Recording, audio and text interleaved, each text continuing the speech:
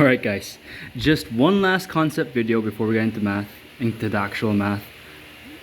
Sorry this is getting old, but just one last. So, you might have encountered the word drift velocity. What is the drift velocity in the electrons, that are in the wire moving, right? And in order to understand that, we have to understand the actual state, like what the electrons are doing. So remember how before I mentioned that electrons are very free moving. Right? They can move around wherever the fuck they want, assuming there's energy and shit. Right? And they go really fast. Like in reality, those guys move really, really fucking fast. But the thing is, they also move everywhere, like in every direction. So yeah, some of them might go forward and shit, but some of them might also go in the other direction, like backwards. That's why we have something called drift velocity. Because if you try to add up all the velocities in the electrons, like you just account for all of them, jud ba? Like you must add, like, di ba, naiuban mo forward, nasa uban mo backward.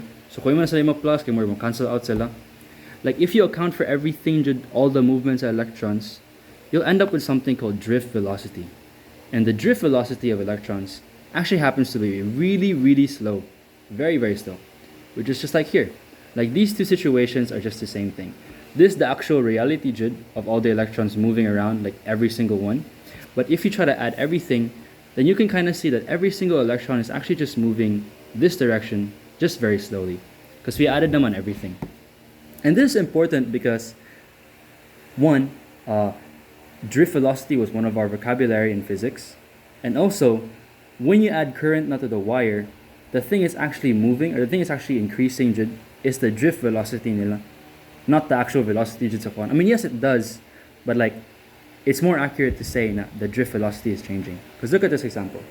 Remember this one, the electrons are moving very slow.